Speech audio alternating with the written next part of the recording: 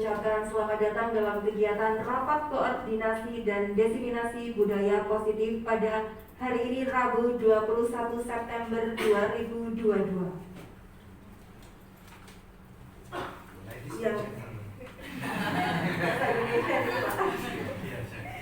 Yang terhormat, perwakilan dari Yayasan Semareko dan Raitno, yang kami hormati Bapak Dr. Andes Samsi Nugroho selaku Kepala SMK Citra Semesta Indonesia, yang kami hormati jajaran manajerial SMK Citra Semesta Indonesia, yang kami hormati Bapak Ibu Guru serta karyawan SMK Citra Semesta Indonesia. Pertama-tama marilah kita panjatkan puji syukur kehadirat Allah Subhanahu wa Ta'ala yang telah melimpahkan rahmat dan hidayahnya sehingga pada siang hari ini, Rabu 21 September 2022, kita dapat berkumpul dalam keadaan sehat walafiat dan juga bahagia. Amin. Sebelum kita memulai acara pada siang hari ini, saya akan membacakan susunan acaranya terlebih dahulu. Yang pertama adalah pembukaan, yang kedua sambutan dari Bapak Kepala Sekolah, kemudian yang ketiga adalah acara inti yaitu diseminasi budaya positif yang akan dipimpin oleh Ibu Iva Nur Alifah, Ibu Nur Alifah SPD. Kemudian tanya jawab dan yang terakhir penutup. Sebelum kita memulai kegiatan rapat koordinasi dan diseminasi budaya positif pada siang hari ini, marilah kita berdoa menurut kepercayaan masing-masing. Berdoa dipersilahkan.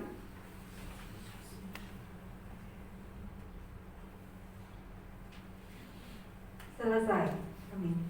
Bapak Ibu yang kami hormati, memasuki acara yang ketiga, yakni diseminasi budaya positif yang akan disampaikan oleh yang terhormat Ibu Asih Nur Alifah SPD. Monggo Ibu Iva.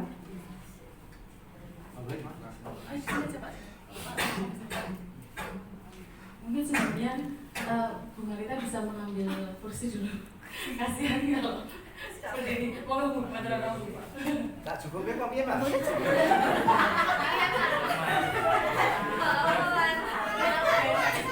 Saya sama Pak Iwan. Katanya mau di pangku Pak Iwan. Pak Iwan jangan di sini lah. Bikin mereka kalau nanti nyaman dan kayaknya ini Stephen William.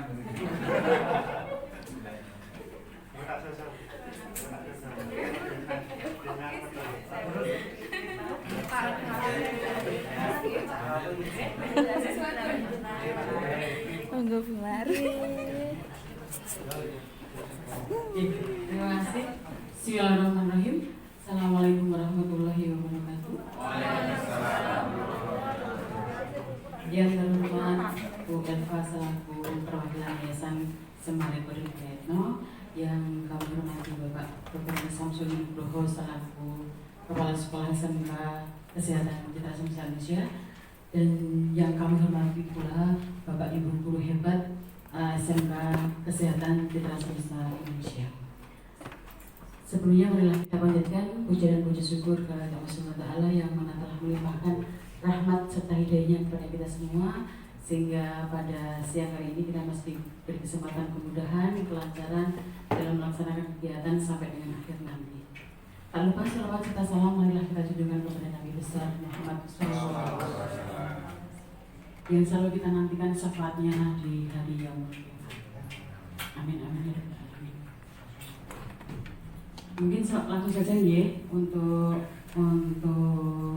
siang hari ini. Sebelumnya selamat datang bagi Bapak Ibu Guru hebat dalam kegiatan rapat koordinasi ini dan diseminasi budaya positif di pagi hari ini, di siang hari ini.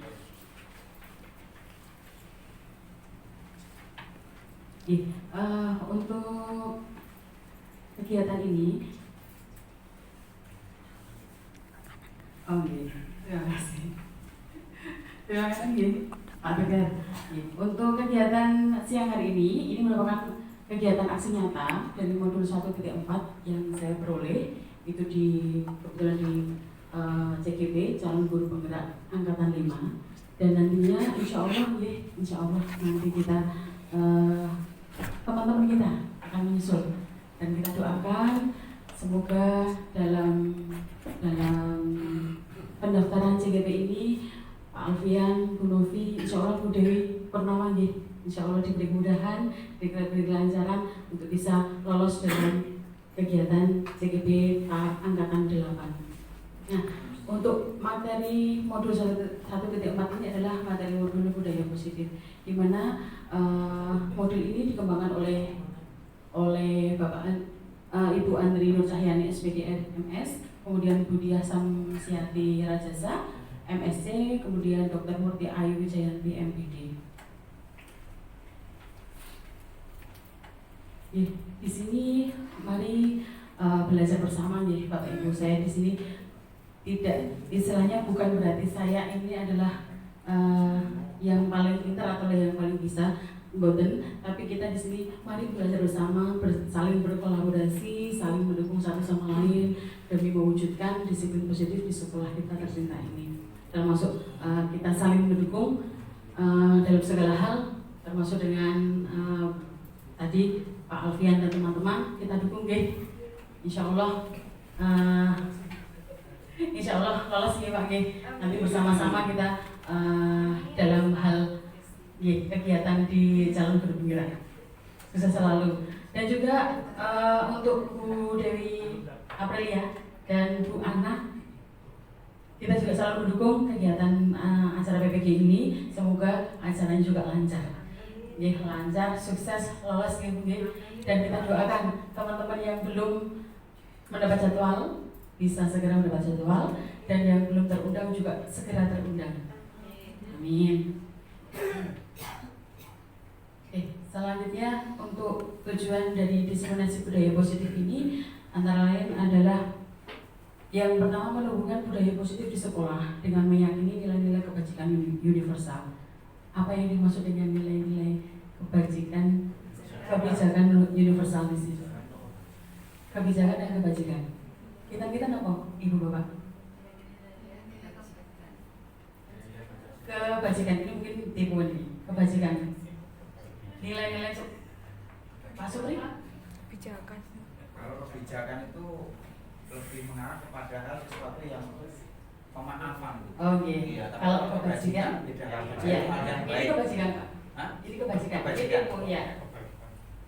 Berarti dalam hal kebaikan berarti budaya positif di sekolah dengan meyakini nilai-nilai kebaikan secara universal, secara umum. Kemudian menciptakan murid yang merdeka dan disiplin diri yang kuat. Nah, ini merdeka di sini bukan berarti merdeka yang istilahnya apa? Bukan merdeka yang bebas tanpa ya, batas. betul, bukan merdeka yang bebas tanpa batas, tapi merdeka yang terarah. Nah, siapa yang akan mengarahkan? Kan begitu. Nanti kita akan membahas, berdiskusi tentang budaya positif ini. Nah, topiknya kita untuk budaya positif ini adalah perubahan paradigma belajar, kemudian disiplin positif, kebutuhan dasar manusia. Nah, mungkin ini kalau teman-teman dari produktif keperawatan kebutuhan dasar manusia itu pasti sudah terngiang-ngiang di sini. Apa aja gitu. Nah, kemudian ada motivasi perilaku manusia, kemudian ada keyakinan kelas dan segitiga restitusi. Selanjutnya kita akan membahas satu persatu dari topik yang di atas. Yang pertama adalah pembelajaran dengan paradigma baru, yaitu pembelajaran dengan paradigma baru dirancang berdasarkan prinsip pembelajaran yang terdiferensiasi sehingga setiap siswa belajar sesuai dengan kebutuhannya dari tahap perkembangannya untuk mewujudkan profil pelajar Pancasila. Seperti hal yang kita ketahui bahwa saat ini kita memang belum di kurikulum merdeka belajar belum termasuk, tapi kan kita masuk di IKM-nya, implementasi kurikulum merdeka, di mana di IKM ini kita mewujudkan yang namanya profil pelajar Pancasila. Dan di sini tersebut ada pembelajaran yang terdiferensiasi. Pembelajaran yang terdiferensiasi itu yang bagaimana nih? Ada yang sudah pirsa mungkin? kita berdiskusi di sini. Yang dimaksud dengan pembelajaran yang terdiferensiasi itu bagaimana? Oh iya, sesuai dengan kebutuhan siswa. Nih, Bu Dewi Purnama, terima kasih. Sesuai dengan kebutuhan siswa. Nah, ini adalah pembelajaran yang disesuaikan oleh kebutuhan siswa. Dan kita sebagai guru, sebagai among, sebagai penuntun itu harus bisa mengakomodir dari keberagaman siswa tadi. Nah, kita profil pelajar Pancasila ini ada berapa elemen yang kita tahu? Yang pertama ada beriman, bertakwa kepada Tuhan Yang Maha Esa dan berakhlak mulia. Nah, ini adalah merupakan simbolnya profil pelajar Pancasila. Kemudian yang kedua adalah mandiri, di mana siswa itu memang kita mengarahkan siswa itu untuk bisa mandiri. Kemudian bernalar kritis, kemudian ada kreatif, ada bergotong royong dan berkebinaan global. Ya.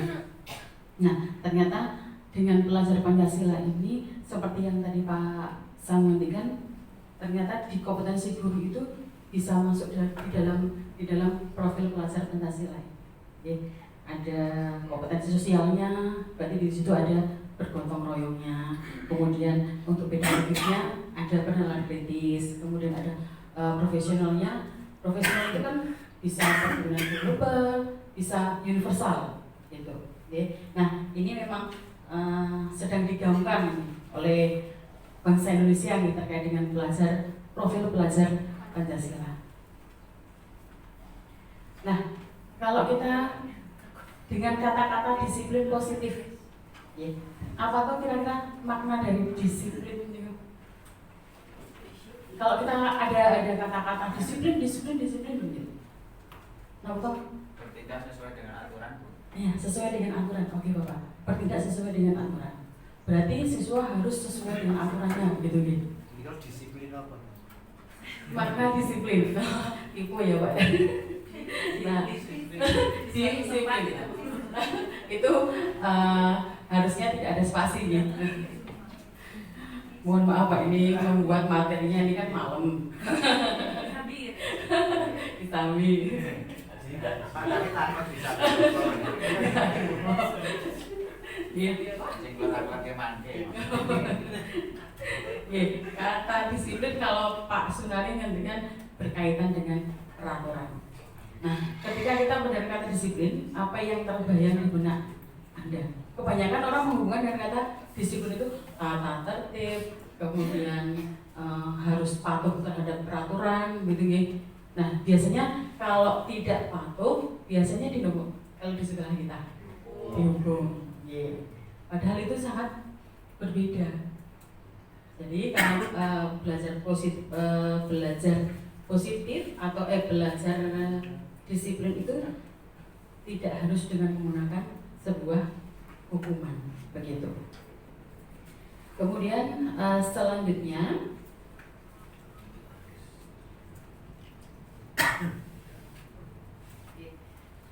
karena belajar tentang disiplin maksudnya tidak harus dengan memberi sebuah hukuman. Nah, sebagai pendidik, tujuan kita adalah menciptakan anak-anak yang memiliki disiplin diri sehingga mereka berperilaku dengan mengacu pada nilai-nilai kebajikan universal dan memiliki motivasi intrinsik, bukan ekstrinsik. Intrinsik itu dari dalam diri, bukan dari ekstrinsik. Artinya, siswa itu mau berdisiplin, mau bersikap positif, mau melakukan hal yang positif, itu motivasinya itu dari dalam diri, jadi bukan dari luar. Jadi misalnya, saya mau berangkat sekolah tidak terlambat, soalnya ada duit. Saya takut kalau ada duit, gitu misalnya. Atau karena saya karena ada duit, saya tidak mau terlambat karena ada duit. Nah, kira-kira disiplin seperti itu termasuk intrinsik atau ekstrinsik? X, dari dalam diri. X. Karena ada faktornya. Iya, betul. Dari ekstrinsik. Jadi karena ketika wah nanti kalau saya terlambat atau saya tidak terlambat, saya akan diberi sanjungan nih sama Budi. Gitu.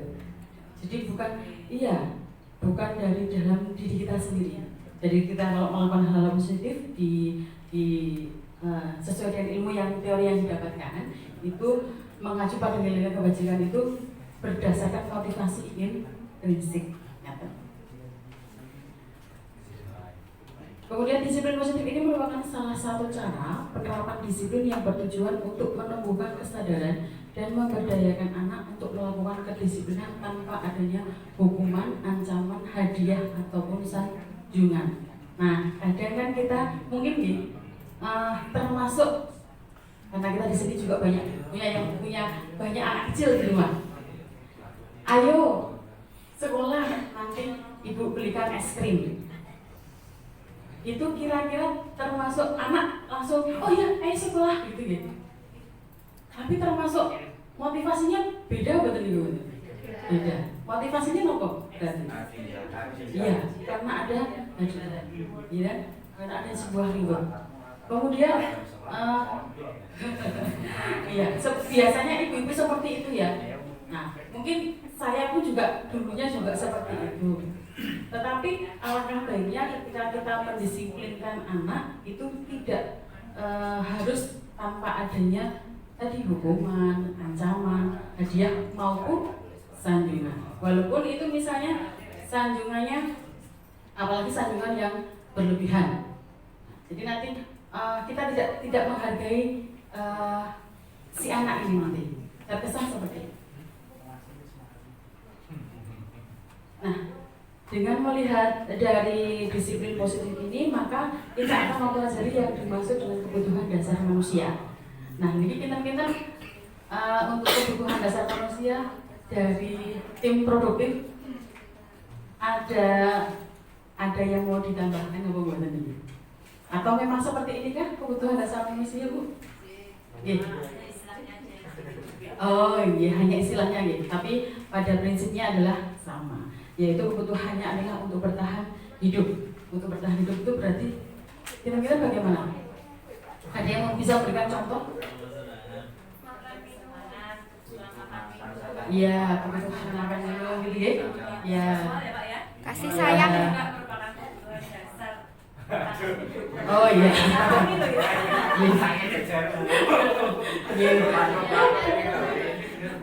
Oke, kemudian cinta dan kasih sayang dan rasa diterima, ya, rasa diterima.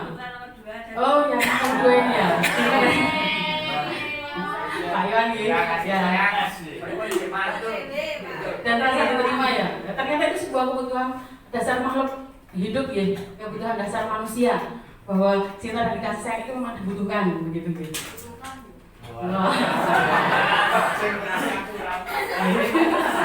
Bukan merasa kurang, mungkin belum sepenuhnya ya terpenuhi. Tapi bukan berarti jablay loh. Kemudian yang ketiga adalah penguasaan atau kebutuhan pengakuan. Wah ini loh saya siswa itu kalau misalnya di kelas misalnya sering iseng gitu kan, pengen show up begitu. Nah itu adalah suatu kebutuhan pengakuan atau kemampuan. Kemudian freedom, kebebasan. Dan yang selanjutnya adalah kesenangan. Ya, senang. Wah ada Bu Elva ini ngajar PKN. Nanti saya akan berusaha untuk menjawab pertanyaannya juga. Itu adalah bentuk kesenangan terhadap siswa di kelas gitu, dengan Bu Elva. Nah, motivasi dari perilaku manusia itu adalah motivasi sendiri. Motivasi sendiri adalah sebuah dorongan yang timbul pada diri seseorang secara sadar atau tidak sadar untuk melakukan suatu tindakan dengan tujuan tertentu. Nah, menurut Diana Gosen dalam bukunya, ini nanti dibetulkan ya Bu, Restructuring School Discipline. Betul kan Bu Elma? Restructuring. Oh iya, restructuring gitu ya. School Discipline. Terima kasih. Coba Bapak dibacakan secara komplit dulu. Restructuring School Discipline. Oke. Kata-kata ya. Gila Jawa. Bahasa Jawanya apa, Bu? Bahasa Jawanya nomor ini dulu, Pak. Ya, ini menyatakan adanya 3 motivasi perilaku manusia itu adanya motivasi perilaku manusia itu ada 3 tadi restructuring school disciple. Wah, ini antara saya membaca Bu Elva sama Bu Dwi itu beda semua. Bu Dwi lebih ke bahasa keramanya, nanti Bu Elva yang Inggrisnya, saya yang ngambang ya. Yang pertama itu adalah untuk menghindari ketidaknyamanan atau hukuman. Jadi ini adalah tingkatan terendah dari motivasi perilaku manusia. Sebenarnya istilahnya terendah itu tingkatan yang paling rendah nih. Biasanya orang motivasi perilakunya untuk menghindari hukuman atau ketidaknyamanan dan ini termasuk motivasi yang ekstrinsik. Nah, termasuk tadi menghindari ketidaknyamanan. Wah, saya mau terlambat karena saya tidak mengerjakan PR misalnya seperti itu. Saya mau terlambat aja atau saya tidak mau masuk sekolah karena tidak mengerjakan PR. Nah, itu termasuk berarti kan menghindari ketidaknyamanan. Karena kalau ketika berangkat ke sekolah tidak mengerjakan PR, nanti pasti ada sesuatu nih sama bapak ibu gurunya kan begitu. Kemudian yang kedua adalah untuk mendapatkan imbalan atau penghargaan dari orang lain. Nah, ini satu tingkatan lebih atasnya lagi dari tingkatan yang tadi yang pertama, yaitu mendapatkan imbalan atau penghargaan dari orang lain. Mereka melakukan sebuah tindakan untuk mendapatkan pujian dari orang lain menurut mereka penting dan ini termasuk motivasi ekstrinsik. Jadi apapun yang kita lakukan kalau berdasarkan motivasinya mendapatkan penghargaan dari orang lain atau mendapatkan imbalan itu juga termasuk motivasi yang ekstrinsik. Nah, sebenarnya motivasi ekstrinsik itu motivasi yang diterapkan itu paling bagus adalah motivasi yang intrinsik. Saya mau berangkat sekolahnya tidak tepat waktu. Saya berangkat sekolahnya mau tepat waktu. Nanti tidak, saya ditegur sama Pak Kepala misalnya. Nah, berarti kan itu berdasarkan iya dari pihak orang lain kan begitu. Nah, biasanya tapi orang Jawa seperti itu ya Pak. Nah, ini betul sekali. Yang ketiga itu untuk menjadi orang yang mereka inginkan dan menghargai diri sendiri itu dengan nilai-nilai yang mereka percaya. Mereka melakukan sesuatu karena nilai-nilai yang mereka yakini dan hargai dan mereka melakukannya karena ingin menjadi orang yang melakukan nilai-nilai yang mereka yakini tersebut. Nah, ini adalah motivasi yang akan membuat seseorang memiliki disiplin positif karena motivasinya berperilaku bersifat intrinsik, bukan ekstrinsik. Artinya berdasarkan nilai-nilai yang mereka yakini. Saya itu mau berangkat sekolah tidak terlambat, saya mau masuk ke kelas mengajar tepat waktu, ya karena saya ingin menghargai diri saya dan menghargai anak didik saya. Saya bekerja karena saya memang ingin melakukan hal yang terbaik untuk anak didik saya, bukan karena nanti tidak dipanggil sama Pak Kepala, nanti tidak, oh ada Bu Iva, ada kurikulumnya, nanti, nah biasanya kan ada yang seperti itu. Nah ternyata itu yang ekstrinsik, ya. Kalau secara intrinsik, ya karena memang ini tanggung jawab saya. Saya sebagai pengajar, saya masuk ke kelas sesuai dengan jamnya, itu sebuah tanggung jawab saya dan saya harus melakukannya. Dan itu berdasarkan dari nilai-nilai yang kita yakini. Itu adalah 3 motivasi dari Diana Gosen. Nah, kita bedakan. Disiplin positif yang dikatakan identitas gagal. Identitas gagal ternyata ada hukuman dan penghargaan. Kalau kita menghukum siswa, menghukum seseorang, itu maka apa yang terjadi dengan murid kita? Maka satu, murid akan merasa takut karena adanya hukuman tadi. tidak mengerjakan PR pasti akan dimarahi sama guru. Jadi kan mereka jadi takut kan. Kemudian memaksa, kita seolah kita tuh memaksakan murid harus kamu itu ketika kamu tidak mengerjakan PR, ya berarti kamu harus mengerjakan PR. Jadi tidak ada rasa sadar diri kepada siswa tersebut. Kemudian itu juga termasuk sangat menyakitkan ternyata Bapak Ibu. Menyakitkan bagi siswa dan menyakitkan bagi diri kita. Kemudian murid cenderung menyembunyikan kesalahan. Biasanya nonton dulu siswa itu kalau melakukan sebuah kesalahan, alasannya, reasonnya macam-macam begitu. Kemudian akhirnya dengan adanya hukuman itu menjadi rendah diri untuk siswa tersebut. Itu untuk yang hukuman. Nah, untuk penghargaan secara teori yang saya dapatkan, yaitu yang pertama adalah mematikan kreativitas. Seperti tadi, contohnya mematikan kreativitas.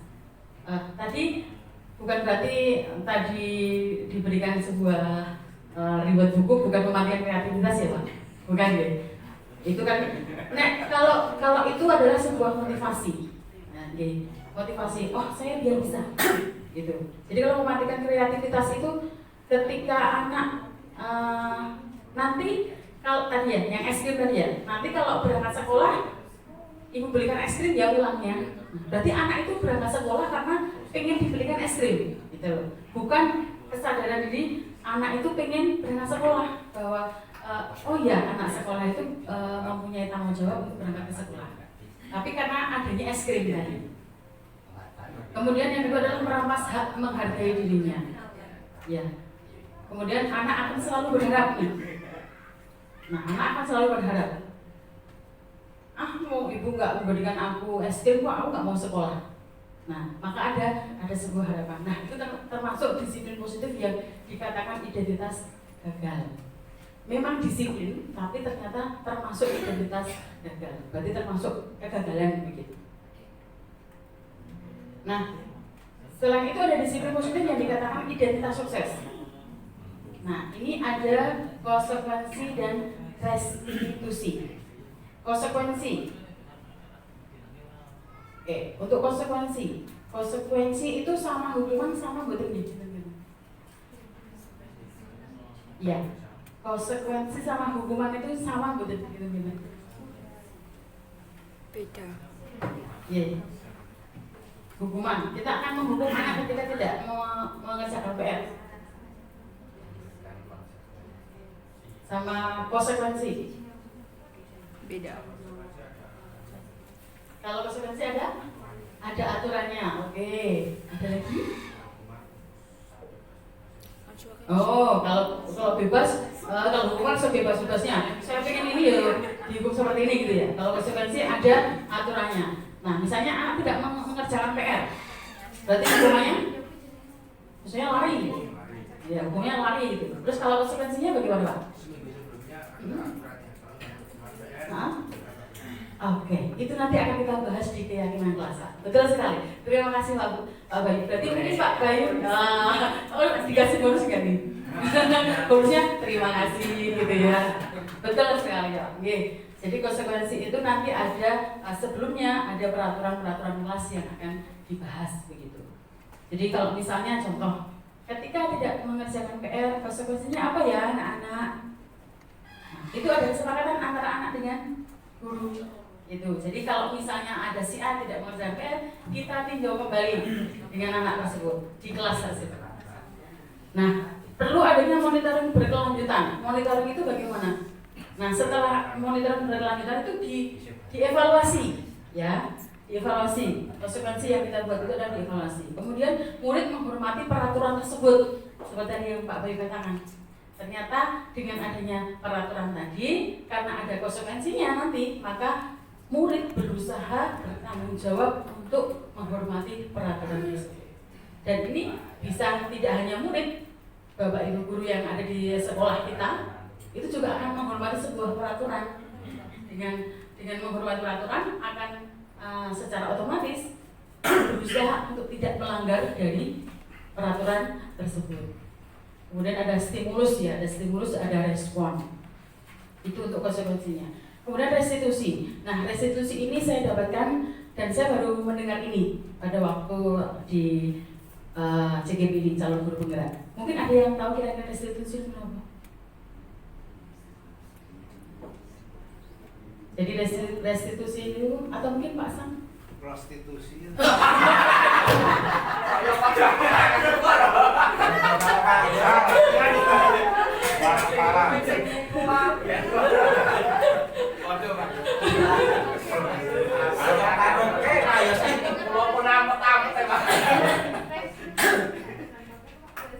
Restitusi. Nanti ada segitiga restitusi yang akan kita bahas ya.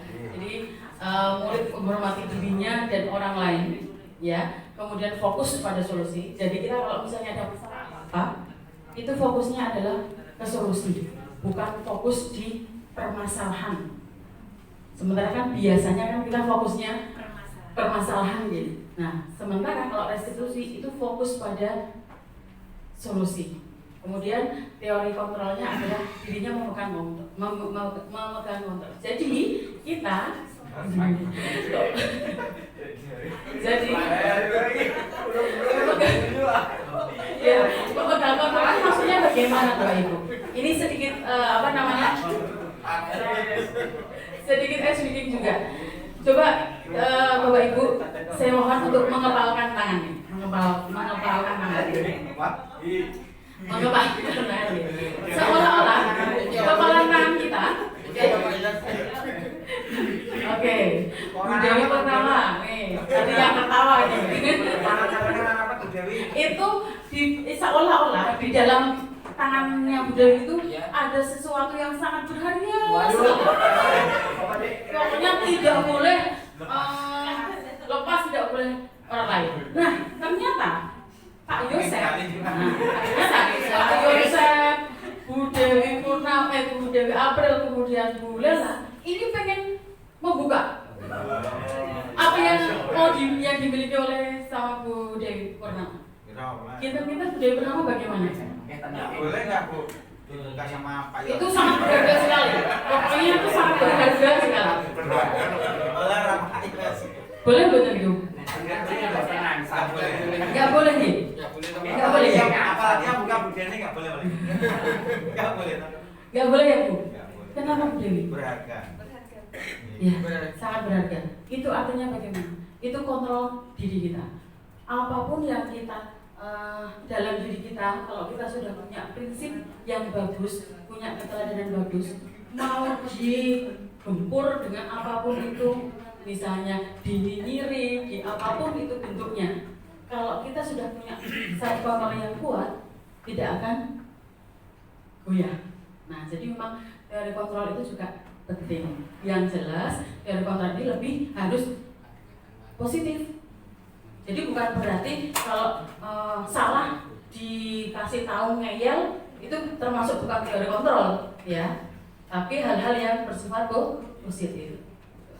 Jadi kalau memang kita mau maju, apapun yang ada di depan kita, kalau memang itu baik dan itu memang untuk pengembangan diri, kenapa tidak? Kan begitu. Kemudian yang selanjutnya adalah murid akan memperbaiki kesalahan dengan semangat. Nah, setelah tahu muridnya salah, kemudian dengan restitusi ini, murid itu akan bersemangat untuk memperbaiki diri. Begitu juga dengan kita. Kita sebagai ibu bapak guru di sini, kalau kita memang salah, ya kita harus bersemangat untuk bisa memperbaiki diri. Gitu. Nah ini kalau tadi prostitusi ya. Nah kalau ini, kalau ini menurut dosen tadi di tahun 2004, restitusi adalah proses menciptakan kondisi bagi murid untuk memperbaiki kesalahan mereka sehingga mereka bisa kembali kepada kelompok mereka dengan karakter yang lebih kuat. Artinya bagaimana? Ketika siswa itu salah melakukan sebuah kesalahan, kemudian kita melakukan dengan segitiga restitusi, maka si anak ini, si murid ini akan berusaha memperbaiki kesalahan mereka. Itu dengan kembali dengan kelompok mereka, tapi dengan karakter yang lebih kuat, karakter yang lebih baik. Begitu. Kemudian di tahun 96 itu juga dikatakan bahwa merupakan proses kolaboratif yang mengajarkan murid untuk mencari solusi untuk masalah mereka. Jadi kita hanya sebagai pemantik saja.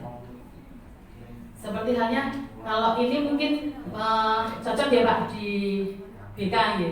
Di BK itu sangat cocok sekali dan kelihatannya sebenarnya mungkin Pak Atta dan teman-teman sudah pernah melakukan. Cuma mungkin belum tahu ilmunya, belum tahu teorinya gitu ya Pak ya.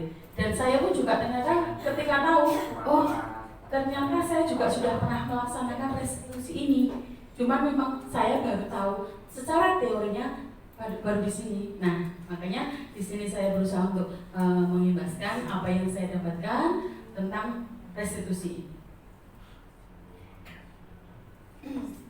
Nah, ada 9 ciri-ciri dari restitusi. Yang pertama adalah bukan untuk menebus kesalahan, namun untuk belajar dari kesalahan. Kita itu kalau salah, apa yang kita lakukan, Bapak Ibu? Istighfar. Wah, betul Pak. Istighfar karena kita melakukan sebuah kesalahan. Betul sekali. I agree. Betul ya? I agree ya. Istighfar. Oke. Meminta pengampunan ya Pak. Oke. Ada lagi Ibu Pak? Biasanya introspeksi diri. Betul. Nah, kemudian setelah kita tahu kalau kita salah, kemudian yang kedua adalah memperbaiki hubungan. Hubungan ini hubungan hubungan,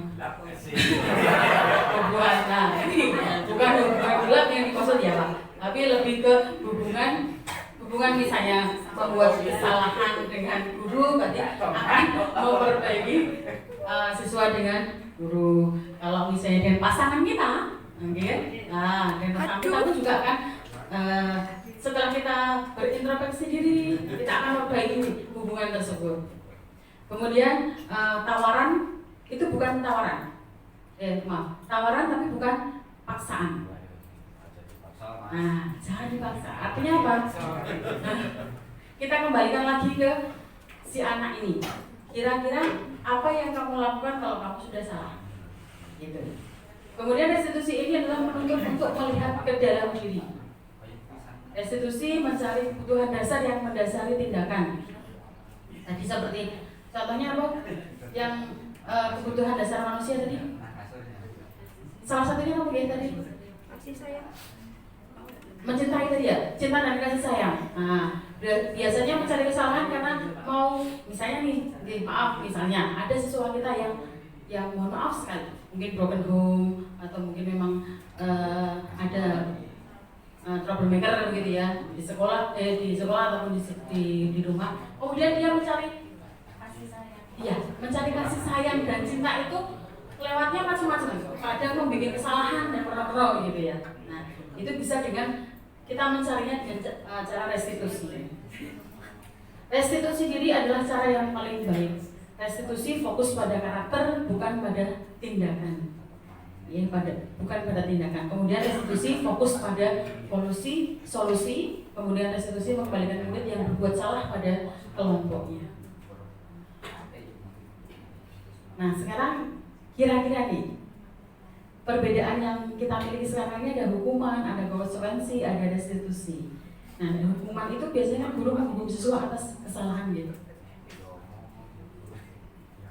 Kalau konsekuensi, guru memberikan konsekuensi atas kesalahannya.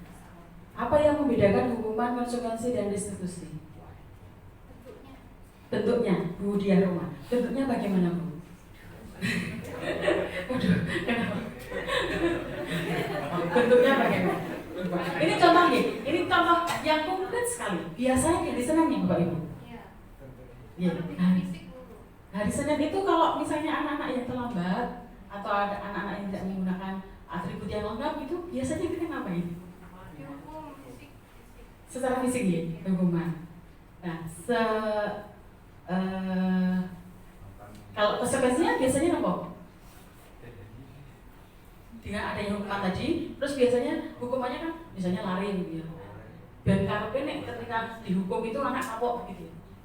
Tapi pada kenyataannya Bapak Ibu malah senang anak. pada kenyataannya Bu Fitria yang selaku dari tim OSIS. dengan adanya hubungan seperti ini, kira-kira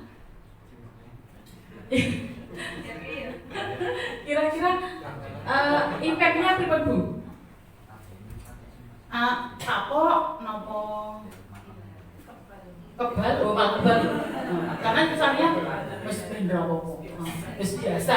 Nek orang topi itu mesti berdiri di depan kan gitu ya, wis biasa. Nah itu adalah hukuman ya. Nah kemudian konsekuensi, guru memberikan konsekuensi atas kesalahannya. Kalau restitusi itu adalah guru menanyakan keyakinan kelas dan membantu siswa menyelesaikan masalahnya. Nah, ini juga termasuk nanti bisa kita bahas lebih lanjut untuk yang tadi supaya anak ini janji bagaimana nih anak yang tadi di hari Senin tadi loh. Kalau kita menggunakan seketika restitusi nanti berhasil atau tidak? Karena kebetulan saya juga sudah menerapkan ini seketika restitusi ini di dalam kelas dan kebetulan alhamdulillahnya juga berhasil. Walaupun tetap ada kekurangan-kekurangan. Tapi kan nggak masalah ya. Kekurangan itu bisa kita evaluasi, kemudian kita ini kembali kita tinjau kembali begitu. Nah, 5 posisi kontrol kita nih sebagai guru. Kita ibu bapak ini yang posisi yang mana ini? Kalau dengan siswa? Penghukum atau pembuat orang merasa bersalah? Pemantau? Wah, duel pemantau. Dia tadi apa? Nomor 2, pembuat orang merasa bersalah. Oke. Paiwan juga. Oh, teman. Oh ya, oke. Karena teman aja. Iya, teman. Teori pendekatan ya. Oh ya, iya. Oke, ada yang sebagai penghukum? Tidak ya? Tidak kan? Semoga tidak. Oh, semoga tidak. Oke. Atau mungkin bahkan ada yang manajer, Bapak Ibu? Sebagai manajer?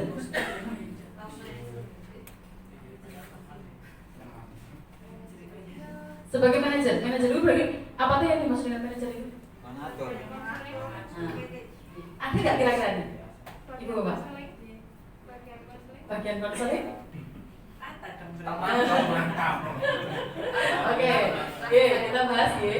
Jadi kalau sebagai penghukum itu adalah seorang penghukum yang bisa menggunakan hukuman fisik maupun verbal. Dan itu biasanya intonasi verbalnya itu tinggi. Patuhi aturan saya. Atau awas nanti kalau kamu tidak mematuhi apa yang saya berikan peraturan, nilainya jelek, misalnya begitu. Kamu itu selalu saja salah dan selalu. Nah itu termasuk sebagai penghukum. Nah biasanya guru seperti ini senantiasa percaya hanya ada satu cara untuk pembelajaran bisa berhasil, yaitu dengan caranya dia. Ya dengan ketika salah dihukum, wes rampung, selesai. Nah itu adalah kontrol sebagai penghukum.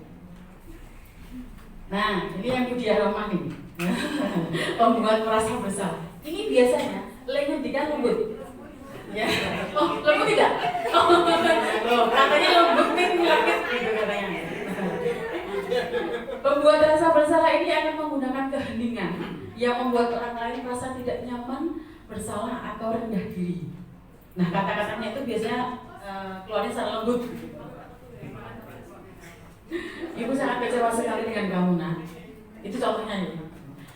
Berapa kali Bapak harus memberitahu kamu, selama ini kamu selalu membuat onar, itu lembut, tapi si anak-anaknya gitu ya, merasa bersalah gitu ya, seolah-olah gitu. Nah, ternyata di posisi ini tuh murid itu akan memiliki penilaian diri yang buruk tentang diri mereka itu, Bapak.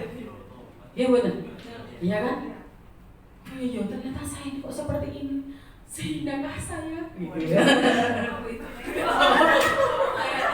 Itu contohnya sih gitu. Ternyata murid itu merasa tidak berharga dan telah mengecewakan orang-orang yang disayanginya. Begitu. Nah, ini Pak Iwan ini. Nah, ayo ya. Sebagai teman, guru pada posisi ini tidak akan menyakiti murid. Yes. Namun akan dapat berupaya mengontrol murid melalui persuasi. Persuasi itu apa gini bahasa Indonesia? Pengontrol murid melalui kirim WA.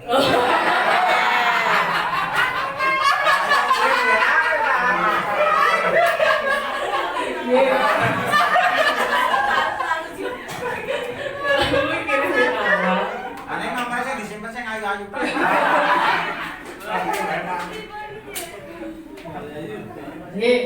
Nah,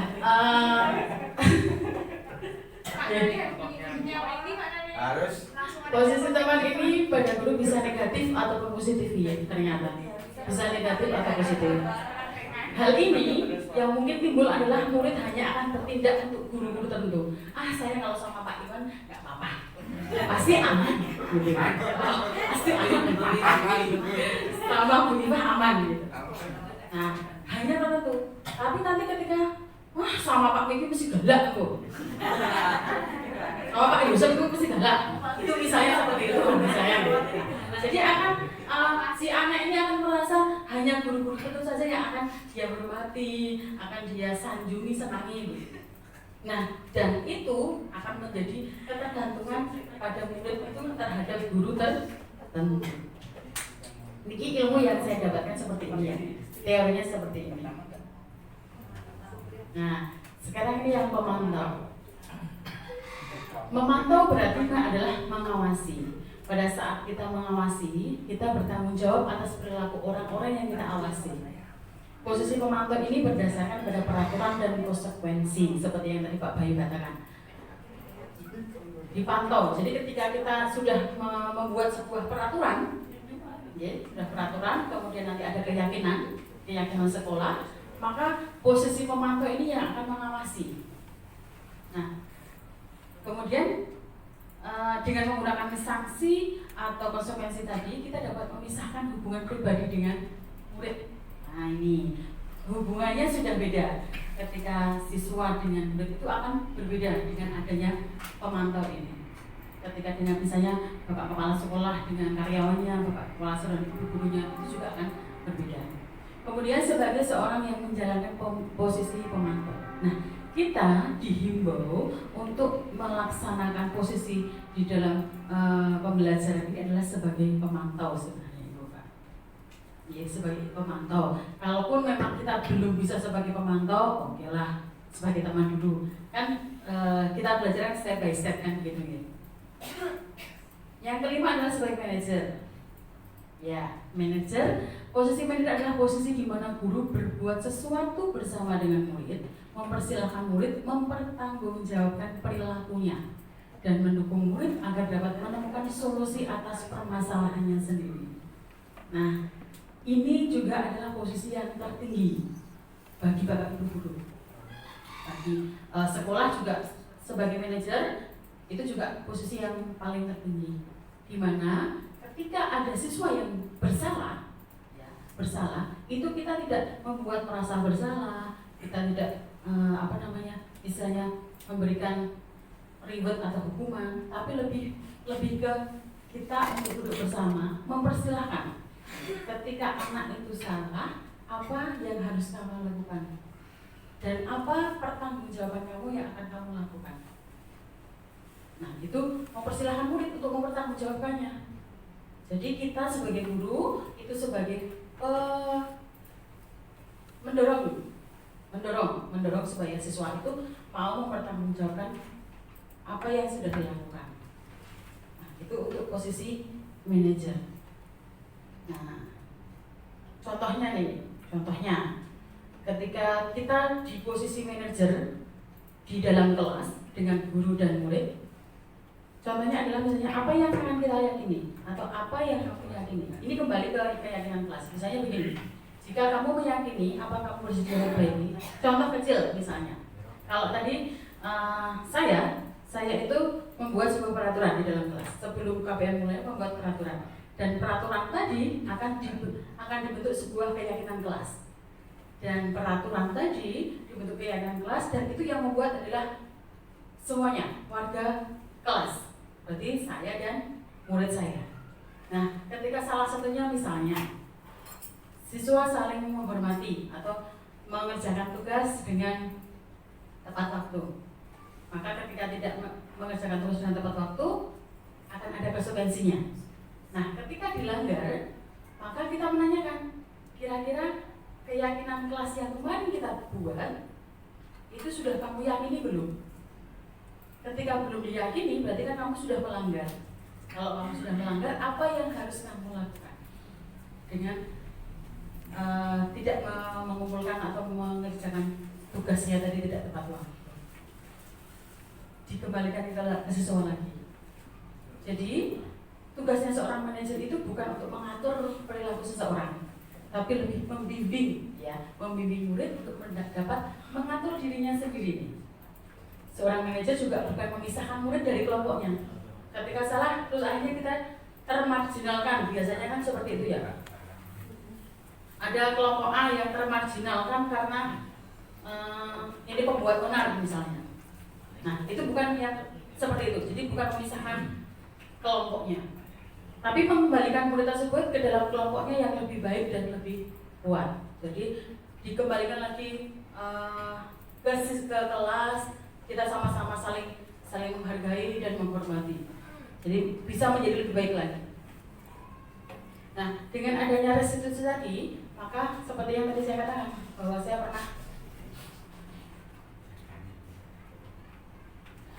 pernah membuat sebuah keyakinan kelas. Nah, sekarang saya tanya dulu, mengapa keyakinan kelas dan mengapa tidak peraturan kelas? Apa tuh kira-kira perbedaan keyakinan kelas dengan peraturan kelas nih? Ya, apa? Kita apa?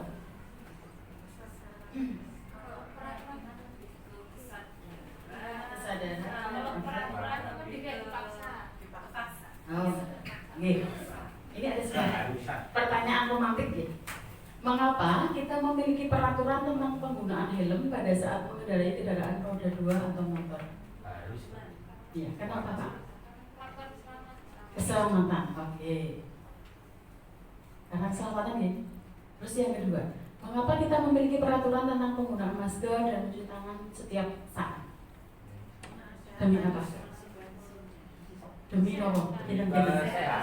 Karena kesehatan. Lah, yang kedua kesehatan, yang pertama tadi keselamatan. Itu termasuk peraturan atau keyakinan? Keyakinan gitu? Ya, betul sekali. Berawal dari peraturan, akhirnya kita meyakini bahwa itu memang ternyata harus kita terapkan di dalam hidup kita, begitu. Nggak ada peraturan, ya, bisa nggak ada peraturan menggunakan motor, menggunakan apa? Helm gitu. Berarti disakain gitu ya kita. Nah, efeknya apa? Kan begitu. Nah, efeknya apa sih hilang tadi ya? Mungkin lebih ke kalau hilang gitu. Misalnya kalau dibilang berarti lebih ke peraturan gitu. Tapi kalau dibilang gitu, seandainya ya jatuh kemudian terjadi kecelakaan, keselamatan akan berbahaya kan begitu. Nah, maka antara keyakinan kelas dan peraturan kelas itu ada perbedaan. Biasanya memang keyakinan kelas itu berawal dari peraturan yang nanti merujuknya menjadi keyakinan. Nah, kira-kira peraturan kelasnya tadi, peraturan kelas itu yang membuat itu siapa? Kalau di kelas ini, Bapak Ibu guru, kesepakatan dengan siapa? Siswa ya. Ibu guru, Bapak guru membuat peraturan dengan kesepakatan siswa. Nah, biasanya ada nggak kira-kira peraturan yang menyenangkan atau mengenakkan siswa? Enggak, maksudnya gini, misalnya kadang kan anak ngeyel nih. Misalnya kita membuat peraturan, misalnya tidak boleh terlambat masuk kelas. Contoh yang gampang saja, tidak boleh terlambat masuk kelas pada jam pelajaran. Toleransi misalnya 10 menit misalnya. Terus ada nggak sih yang biasanya, Bu, 20 menit Bu, 15 menit Bu. Banyak sekali. Iya, banyak. Nah, biasanya seperti itu gitu. Nah, kontrol kita nih sebagai guru, menuntut anak dengan adanya 10 menit sampai 15 menit itu akan lebih bermanfaat yang mana? begitu. Oke. Nah, itu peraturan. Nah, dari peraturan tadi yang kita buat, maka merujuknya ke keyakinan kelas. Nah, ciri-ciri dari keyakinan kelas nih, Bapak Ibu. Ciri-ciri dari keyakinan kelas yang pertama adalah bersifat lebih abstrak daripada peraturan, yang lebih rinci dan konkret. Jadi lebih abstrak itu misalnya lebih rinci dan konkret, jadi lebih nyata begitu, lebih nyata. Kemudian keyakinan kelas berupa pernyataan-pernyataan yang sifatnya universal, umum. Contohnya begini, misal peraturan kelas, tidak boleh makan pada saat pembelajaran, jam pelajaran. Nah, itu kira-kira tidak boleh makan gitu ya, tidak boleh bergurau pada saat pembelajaran. Terus kita buat pernyataan itu menjadi universal, secara umum. Contohnya misalnya apa? Tidak boleh makan, tidak boleh apa tadi ya? Bergurau gitu ya. Berarti kan intinya saling menghormati nih. Bapak, Ibu guru dan murid kan begitu. Berarti siswa saling menghormati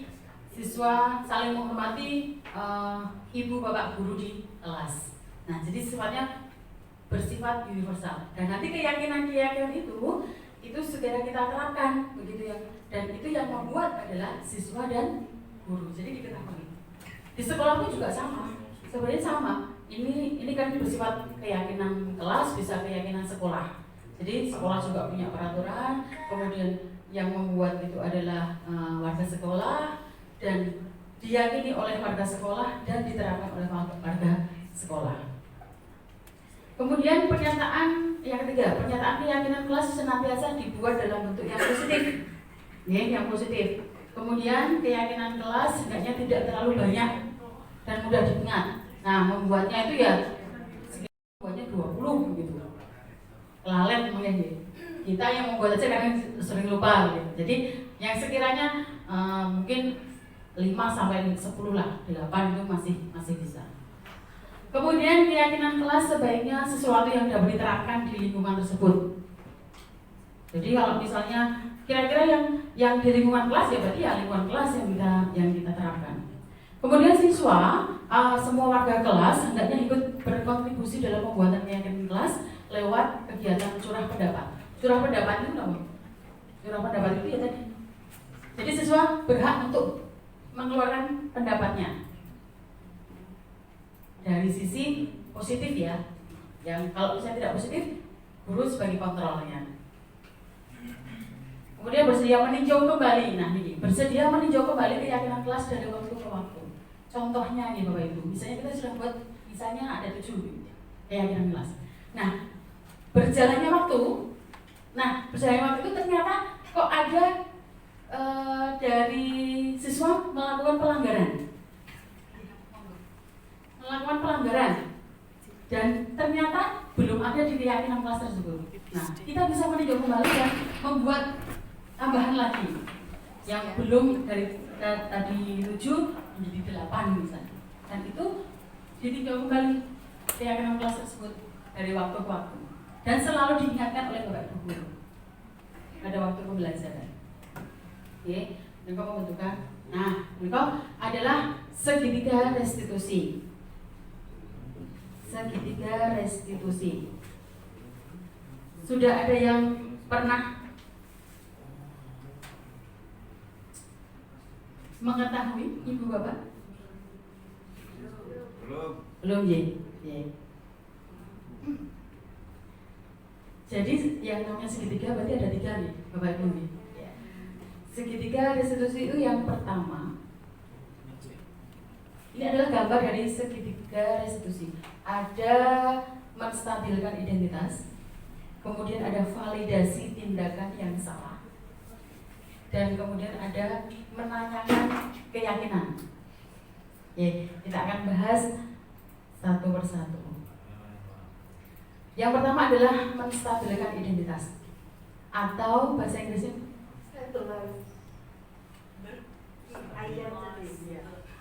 ya. Bapak budi lagi Bu.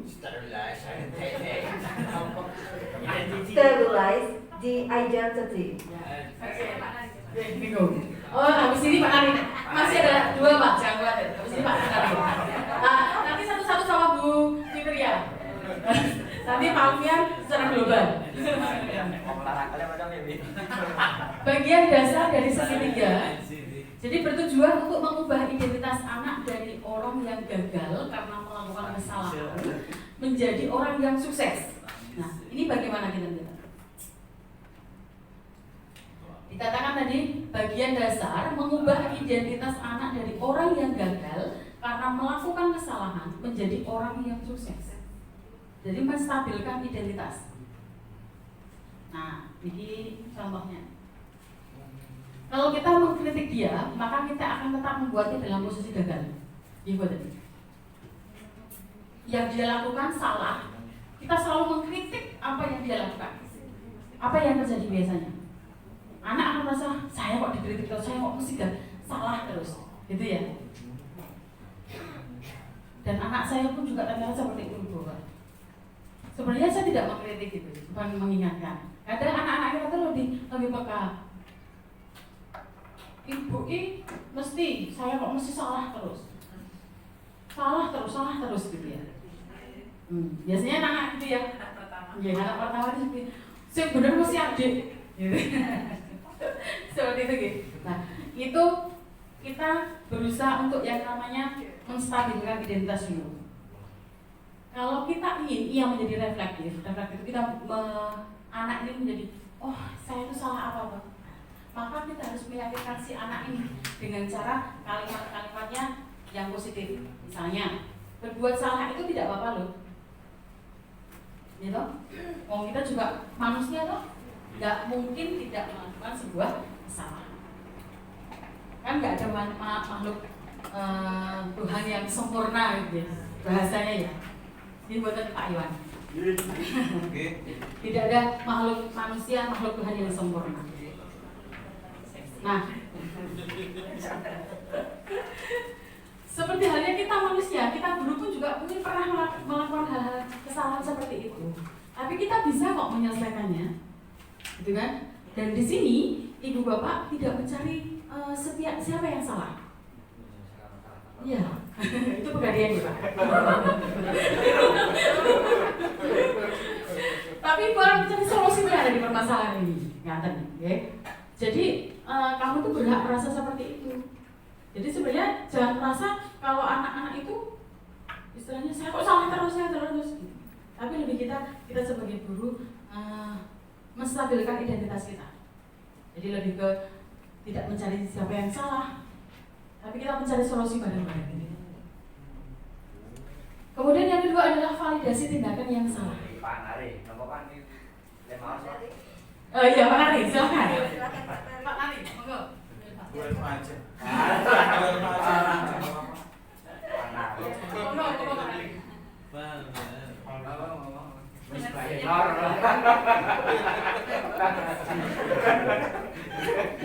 Ayo. Validate the misbehavior. Aku bahasa Inggris. Monggo Pak diulang lagi Pak. Kalau Mani menang kan Oke, enggak apa-apa, diulang lagi Pak. Pak David Pak, bacanya Pak. Oh ya, Pak David oke, Pak David. Validate the misbehavior. Ya, itu adalah validasi tindakan yang salah gitu ya. Validasi tindakan. Setiap terima kasih ya Pak Sunari. Ya, terima kasih. Setiap tindakan kita dilakukan dengan suatu tujuan, yaitu memenuhi kebutuhan dasar. Kalau kita memahami kebutuhan dasar apa yang mendasari sebuah tindakan, kita bisa menemukan cara-cara yang paling efektif untuk memenuhi kebutuhan tersebut. Misalnya tadi, si anak ini kan tadi kan kekurangan kasih sayang gitu. Kekurangan kasih sayang dari orang tua yang broken home atau troublemaker. Nah, dengan kita tahu kebutuhan si anak ini adalah, oh si anak ini adalah kurangnya kasih sayang, maka kita cara untuk merefleksi dan kita akan membuat si anak ini bisa sadar, itu bisa berdasarkan dari kebutuhan dasar manusia tersebut. Itu yang dari sisi yang kedua, yaitu validasi tindakan yang salah. Nih, contohnya yang pertama. Misalnya begini, padahal kamu bisa loh melakukan hal yang lebih buruk dari ini ya. Kamu pasti punya alasan mengapa melakukan hal itu. Misalnya yang pertama, padahal kamu bisa melakukan hal yang lebih buruk. Contohnya, misalnya tidak mengerjakan PR, tapi dia tetap berangkat. Kan salah nih. Kemudian akan ada konsekuensinya ketika tidak membuat PR. Terus kita akan bertanya, padahal bisa kan tidak membuat PR, maka dia tidak berangkat sekolah. Itu jauh lebih buruk. Tapi kita mengapresiasi dengan cara dia berangkat sekolah. Begitu. Kemudian kamu pasti punya alasan mengapa melakukan hal itu. Saya begadang Bu, saya nonton bola, saya lupa. Terus atau saya ini apa? Karena mungkin ada beberapa murid kita itu kan yang membantu orang tuanya untuk bekerja gitu. Nah, saya tidak sempat Bu, Pak, gitu kan. Nah, berarti kebutuhan dasar manusia apa yang akan kita berikan nih untuk melihat atau melaksanakan restitusi ini, begitu. Kamu patut bangga pada dirimu sendiri karena kamu telah melindungi sesuatu yang penting buatmu. Kamu boleh mempertahankan sikap itu, tapi kamu juga harus menambahkan sikap yang baru. Misalnya begini, oke, kamu tidak membuat PR kamu karena kamu bekerja, sehingga tidak ada waktu. Kira-kira bisa nggak ketika kamu bekerja itu bisa sambil mengerjakan PR? Nah, kita beri sebuah pemantik, ya, pemantik untuk si anak ini bisa berlatih bertanggung jawab. Itu untuk yang ketiga. Yang kedua, sisi yang kedua. Sisi yang ketiga adalah menanyakan keyakinan. Monggo Bu Fitri. Menanyakan keyakinan. Nah, tahu Bu? Saya tak kali.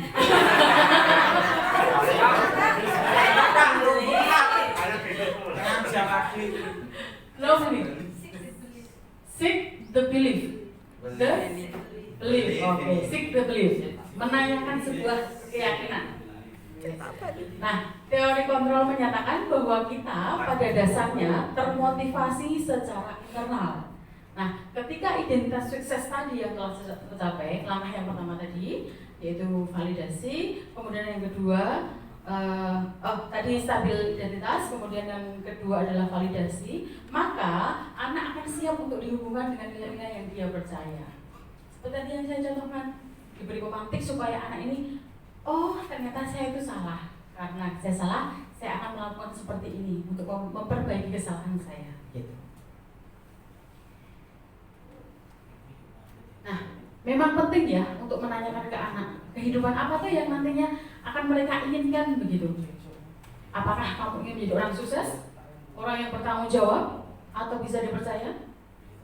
Nah, biasanya kita tuh bisa membantu tuh dengan pertanyaan-pertanyaan seperti itu. Kira-kira mereka mau menjadi seperti apa? Nah, ketika anak itu sudah mendapatkan gambaran yang jelas tentang apa yang mereka inginkan, nah ini, ya Bu, saya pengen menjadi nantinya setelah lulus dari SMK CSI saya mau bekerja di apoteknya Bu Gita, misalnya begitu.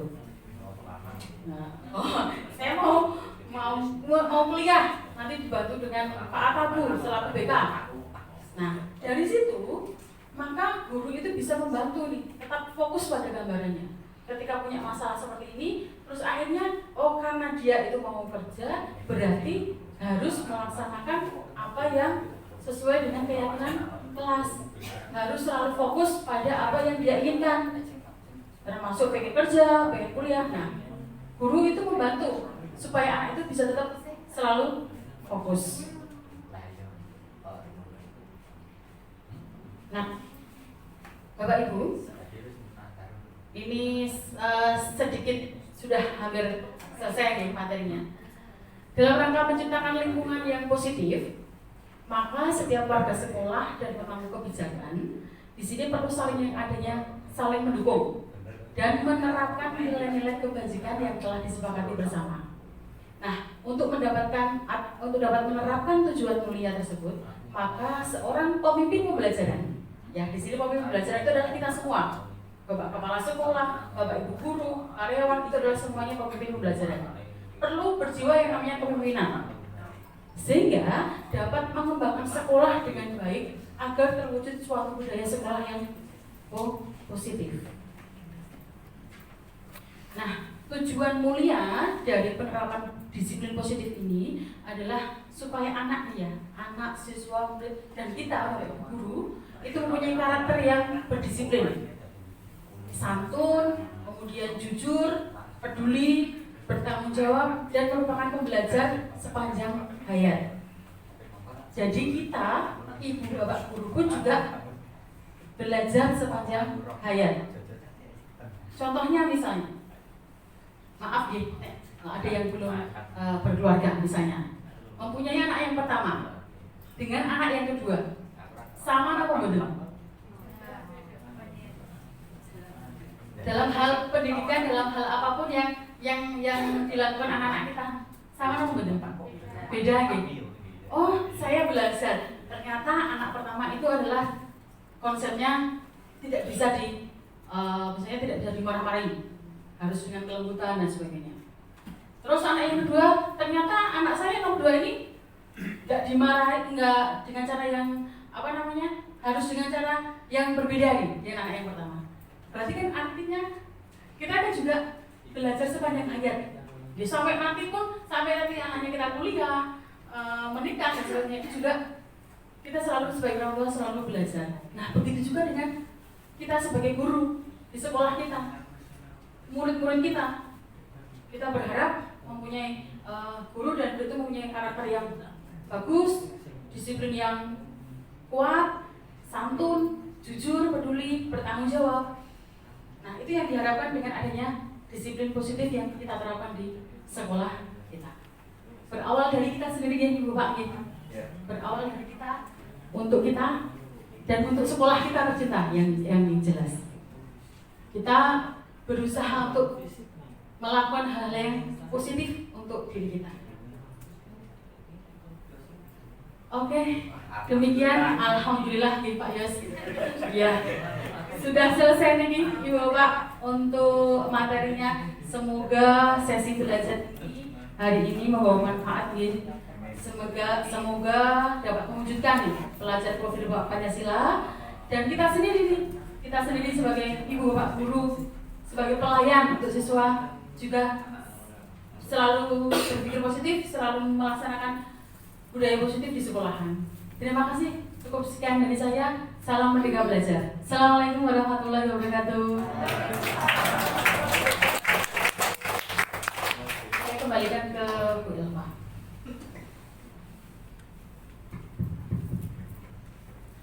Thank you so much, Bu Ilma, for the brief. Thank you so much, Bu Ilma, for the brief and amazing explanation about positive cultures.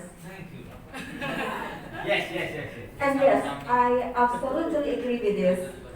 We have to create positive cultures, not only for the students, but also for the whole school environment. Okay, for the next agenda is question answer session. To the honorable teachers, just feel free to ask some questions. Monggo Bapak Ibu, menawi wonten, nggih, Pak Sunari, monggo. Pitangkutan. Oh. Iku kudu maksud pitangkutan.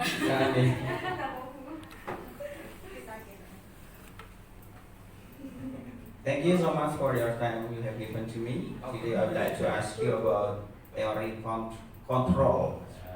This is a theory control. Nah, bahasa Inggris akan tak jelas ke control. Ya. Oke, Bu. Dari penjelasan Ibu tadi itu saya masih ada sedikit ganjalan terkait dengan teori kontrol. Mengapa?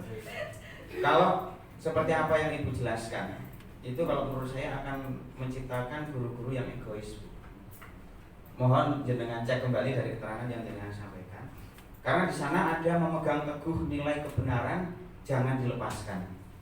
Saya yakin ketika Bapak dan Ibu guru itu memiliki satu sikap yang dia miliki, itu sudah diyakini kebenarannya.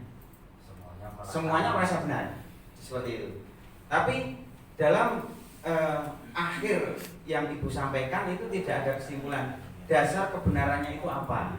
Jadi kalau saya yakin setiap orang ketika dia memiliki pendapat itu sudah diyakini kebenarannya. Dan kalau seandainya setiap guru itu memiliki sikap yang seperti ini, memegang teguh apa yang mereka anggap benar dan tidak mau kompromi, otomatis di sini akan menjadi guru-guru yang egois. Otomatis kan ada dasar kebenarannya seperti apa. Kemudian dari banyak sekali teori-teori yang Ibu sampaikan terkait dengan peningkatan mungkin apa yang harus kita buat untuk SMK-CSI ke depan lebih maju. Tertib atau tidaknya, menurut saya tertib atau tidaknya kelas itu tergantung sejauh mana mereka menganggap kita itu penting untuk mereka, atau materi kita itu penting karena mereka. Berawal dari seberapa serius guru itu mengawal bidang studinya. Contoh misalnya, dengan guru tepat waktu datang ke kelas, itu menganggap bahwa apa yang akan dia sampaikan itu penting. Tapi ketika anak menunggu kehadiran guru, itu anak sudah menganggap bahwa apa yang akan disampaikan itu nggak penting. Kemudian guru tetap konsisten, itu juga penting. Seberapa hebat sebuah teori, tapi kalau guru itu mungkin nggak tepat waktu, akan menganggap bahwa kalau Pak Guru ini biasa aja lah, nanti datangnya agak lambat-lambat nggak apa-apa, gitu ya. Tapi kalau ketika itu sebelum mereka ada, kita sudah ada di dalam kelas, insya Allah berawal dari seperti itu, insya Allah kita akan baik ke depannya. Monggo Bu, terkait dengan teori kontrol, monggo. Terima kasih. Terima kasih Pak Sunari. Terima kasih Pak Sunari untuk pertanyaan yang sangat bagus sekali. Masalah teori kontrol ini. Pertanyaannya, seberapapun hebatnya teori kontrol, ketika kita mempunyai merasa kita itu benar, maka ya benar kan begitu ya Pak nih? Ya benar. Nah, teori kontrol itu yang sebut nanti kita berdiskusi di sini Bapak Ibu. Mungkin bisa jadi saya juga tidak begitu fasih dalam menjawab pertanyaan. Mungkin bisa nanti dibantu oleh teman-teman atau mungkin bisa ditambahkan nanti oleh Bapak Kepala Sekolah terkait dengan hal ini. Untuk tadi bahwa kalau kita misalnya melakukan sebuah kesalahan, kita tuh merasa benar sebenarnya, tapi kenapa kok salah gitu ya? Cara kasarnya seperti ini Pak. Kok kita salah? Nah, 5 posisi kontrol ini Pak yang perlu kita terapkan. Kita mau sebagai apa dulu? Mau sebagai penghukum, mau sebagai pembuat orang merasa bersalah, atau membuat teman, atau sebagai pemantau, atau sebagai manajer. Jadi secara ilmu, secara teori yang memang kadang teori dengan praktek itu sangat susah, tidak bisa tidak bisa berkesinambungan begitu. Namun demikian, ilmu yang saya dapatkan, jadi kita itu sebenarnya lebih ke posisi kontrol sebagai pemantau dan manajer Pak. Jadi bukan sebagai penghukum, bukan pembuat orang merasa bersalah, bukan sebagai teman, tapi lebih sebagai pemantau dan manajer. Ketika kita posisinya sebagai pemantau dan ataupun manajer, maka keyakinan tadi yang sekekeh apapun itu dikembalikan ke siswanya tadi Pak, ke orang tersebut, dikembalikan lagi. Kira-kira yang kamu yakini, yang ibu bapak yakini, misalnya kalau murid kalian kamu yakini ini benar atau salah, begitu. Itu sebagai pemantau ataupun sebagai manajer. Tapi kalau sebagai penghukum tidak bisa, kamu itu salah, begitu biasanya gitu. Kamu itu salah, kamu tahu nggak kalau kamu itu salah? Tidak, saya itu tidak salah, saya itu benar, karena saya yakin kalau ini yang saya lakukan adalah benar. Itu adalah sebagai penghukum. Tapi ketika kita sebagai pemantau dan manajer, itu akan menggugah dari hati yang paling dalam ketika anak itu memang merasa bersalah. Terutama kita sebagai guru di sini adalah sebagai among ya Pak, sebagai among, sebagai penuntun untuk siswa kita. Apapun yang kita lakukan dengan baik, insya Allah nanti akan ditiru sama anak-anak yang lebih baik, kan begitu. Tapi ketika kita misalnya melakukan hal yang jelek, anak akan berbalik juga. Contohnya tadi, tidak masuk kelas, tidak tepat waktu misalnya nih.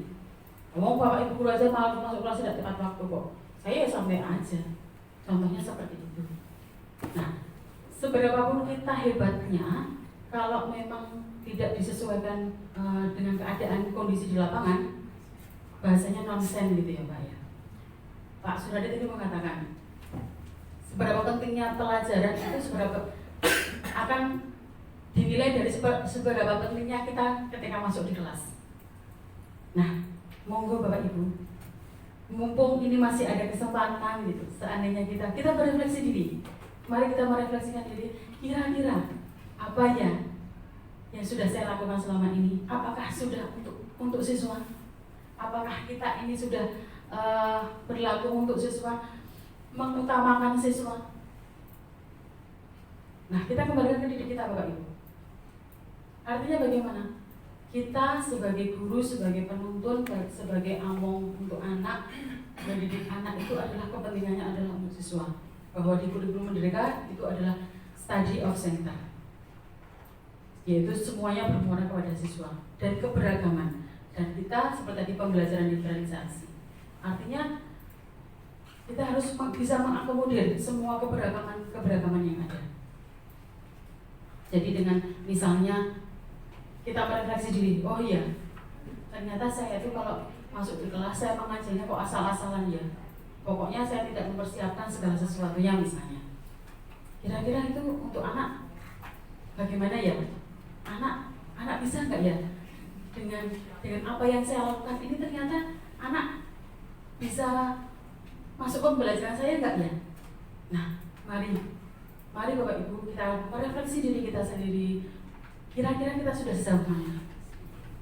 Apakah kita sudah menjadi guru yang terbaik di kelas kita? Menjadi guru yang profesional? Yang seperti tadi yang dikatakan Pak Sam, ada beberapa yang tadi ya, kompetensi ya. Kompetensi sosial, kompetensi pedagogi, kompetensi profesional begitu ya. Apakah kita sudah melaksanakan tugas-tugas sebagai guru dengan baik? Yang tadi ada mendidik, mengajar, menganalisis, mengevaluasi dan sebagainya. Ya, mungkin itu Pak yang bisa saya sampaikan. Ya. Mungkin dari teman-teman bisa kok kita berdiskusi di sini, atau mungkin ada tambahan dari Pak Sam. Dipersilakan Mbak. Terima kasih Ibu Bapak yang saya hormati. Terkait dengan diskusi ini, saya akan memberikan sebuah contoh antara posisi beberapa organisasi atau lembaga atau institusi. Ambil saja contoh, di sana ada sebuah institusi yang namanya Polri atau TNI. Kemudian ada lagi yang namanya institusi namanya DPR. Kemudian ada lagi institusi yang namanya pesantren. Dan kita punya institusi namanya pendidikan. Ketika ada beberapa teori itu ternyata teori itu tidak bisa digeneralisir. Artinya kita harus melihat latar belakang sebuah institusi tersebut. Nah, menurut saya institusi yang ada di Polri, di TNI, di sana gayanya itu tidak bisa dengan pendekatan gaya pesantren, tidak bisa dengan pendekatan gaya DPR.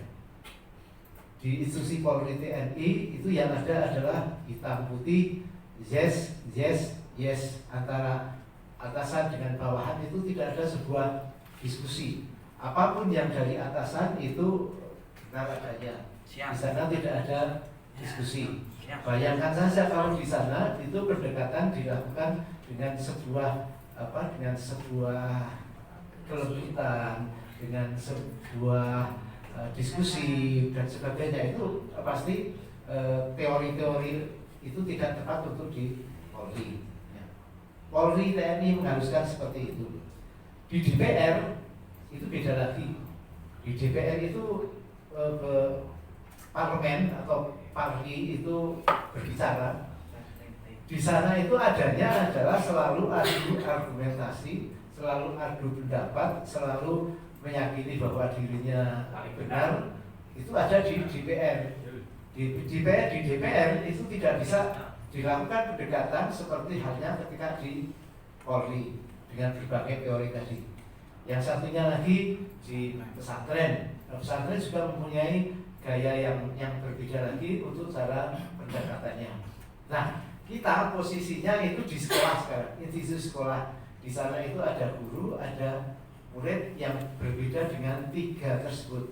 Ya, maka yang paling bagus menurut saya pendekatan yang kita lakukan kepada anak-anak didik kita, bagaimana mengelola pembelajaran, mengelola sekolah ini, lembaga ini, itu menggunakan irisan-irisan dari yang ada di tiga tersebut. Yang Polri, yang di sana diperlukan sebuah kedisiplinan gaya militer untuk saat-saat tertentu itu sangat diperlukan. Tetapi itu tidak bisa kita lakukan secara terus-menerus. Ya. Jadi situasional. Yang di DPR pun itu perlu karena memberikan pemikiran kritis bagi anak untuk saling berargumentasi, saling mengkritisi sesuatu permasalahan yang ada. Di sana anak akan penalarannya akan lebih hidup.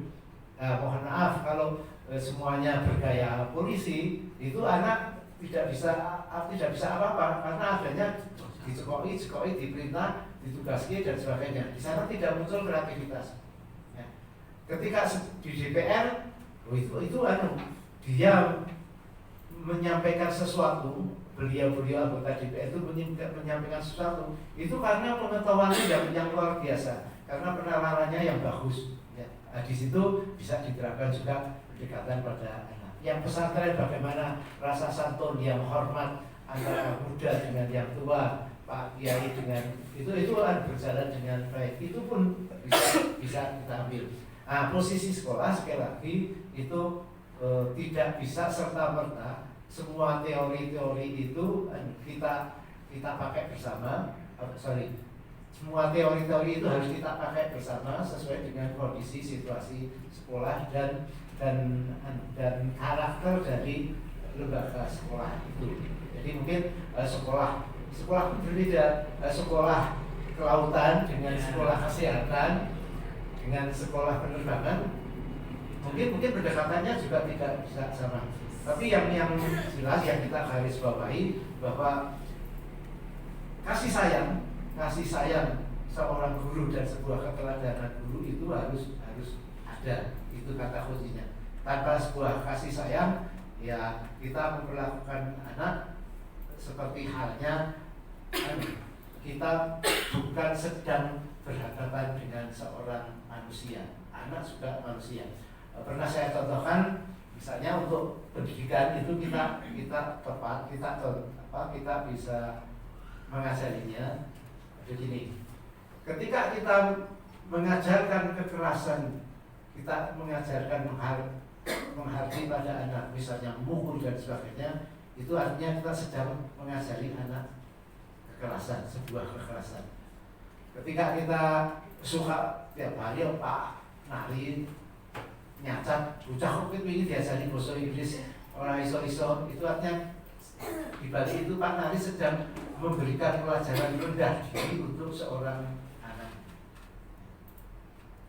Jadi yang paling harus ada di kita adalah keteladanan dan kasih sayang. Ya, dengan keteladanan dan kasih sayang itu akan menempatkan sosok guru dengan teori apapun itu menjadi lebih bermakna, lebih berwibawa. Dan betul kita harapkan perform dari kita, keberadaan kita itu harus dianggap oleh siswa, jangan tidak dianggap. Jadi keberadaan kita, sering saya sampaikan, itu harus ditunggu, menciptakan suasana harus ditunggu-tunggu oleh siswa. Ketika kita tidak ada dalam hadapan siswa, di hadapan siswa, maka siswa itu harus merasa rugi. Wah, tidak ada guru A, tidak ada guru B. Padahal 2 April itu dimainin dengan siswa-siswanya nggak datang. Itu ada rasa sebuah kecewa. Itu artinya keberadaan Bu April terhadap siswa-siswanya itu ada sesuatu yang bernilai positif gitu. Tapi sebaliknya ini sebuah bahaya ayam pasar suri orang ya.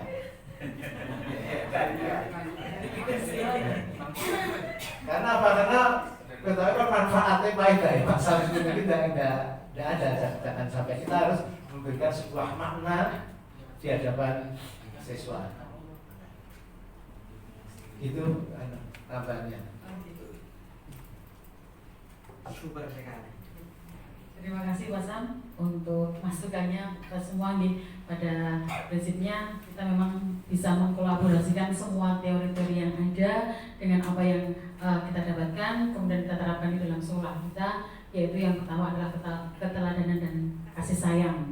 Itu memang untuk di pendidikan memang sangat diperlukan. Dimana kebetulan ini Pak Sam untuk modul yang 2.2 ini itu tentang keteladanan. Jadi memang ternyata memang betul Pak, keteladanan dan kasih sayang itu merupakan sebuah kolaborasi yang bagus untuk di dunia pendidikan. Begitu. Terima kasih Pak Sam untuk tambahannya. Aku saya kembalikan ke Bu Elva. Monggo Bapak Ibu, mungkin masih ada pertanyaan lagi. Jika tidak ada, kita tutup. Dari question. I think this is enough. Thank you, sir. Finally, we get to the last station, that is closing. Let's close this event by saying Hamdalah together. As the master of ceremony today, I would like to say thank you very much for your kind attention, and I do apologize if there is a mistake. Bapak, saya akhiri. Wassalamualaikum warahmatullahi wabarakatuh. Waalaikumsalam. Silakan mundur-mundur. Moga-moga selamat sampai tujuan. Sami-sami Bu Elva. Terima kasih Ibu Bapak sudah menyempatkan waktunya. Semoga apa yang saya share hari ini bisa bermanfaat untuk kita semua. Terima kasih, mohon maaf sekali lagi dan juga mundur. Semoga bermanfaat dan terima kasih, mohon maaf segala kekurangan. Terima kasih. Sudah menyempatkan waktu ke sini.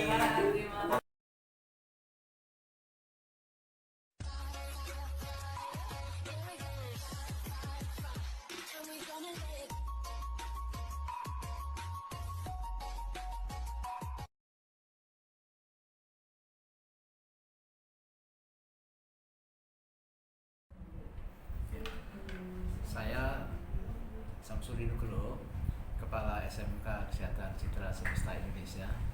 Sungguh senang pada sore hari ini karena saya mendapatkan sesuatu yang baru, dan tentu saja ini tidak hanya saya sebagai kepala sekolah tapi juga ibu bapak guru.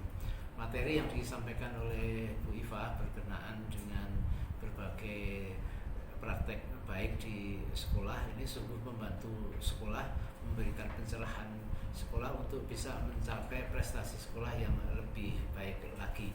Dan tentu saja kami sebagai kepala sekolah itu berharap seperti Bu Iva ini nanti akan diikuti oleh beberapa guru lain, karena dengan mengikuti guru penggerak itu artinya menempatkan diri seorang guru itu sebagai seorang guru pembelajar sepanjang hayat.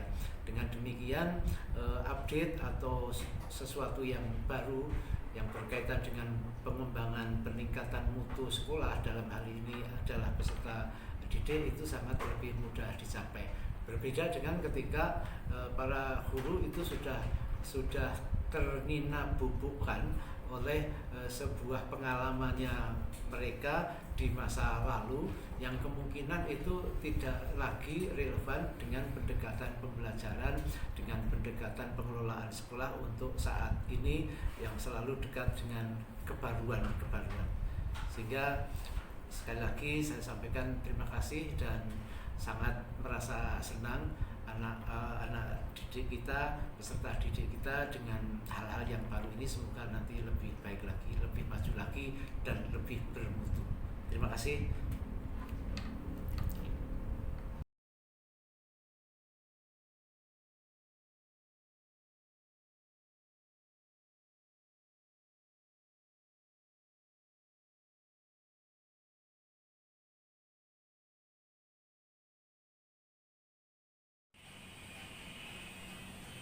Assalamualaikum warahmatullahi wabarakatuh. Saya Elva Kusumaningrum. Saya merupakan guru SMK Kesehatan Citra Semesta Indonesia dan merupakan teman sejawat dari Ibu Asih Nur Alifah SPD. Saya merasakan pencerahan yang luar biasa hari ini. Bu Ifah memberikan penjelasan tentang budaya positif dengan sangat apik dan menarik sehingga tidak monoton, sehingga tidak membosankan, sehingga kami dapat tercerahkan dengan materi yang disampaikan oleh Bu Ifah. Terima kasih Bu Ifah, kami menjadi lebih percaya diri sebagai guru dan juga kami dapat menularkan kepada siswa-siswi SMK Citra Semesta Indonesia dan juga memberikan semangat juga kepada siswa SMK Citra Semesta Indonesia. Terima kasih sekali lagi saya ucapkan kepada Bu Ifah. Wassalamualaikum warahmatullahi wabarakatuh.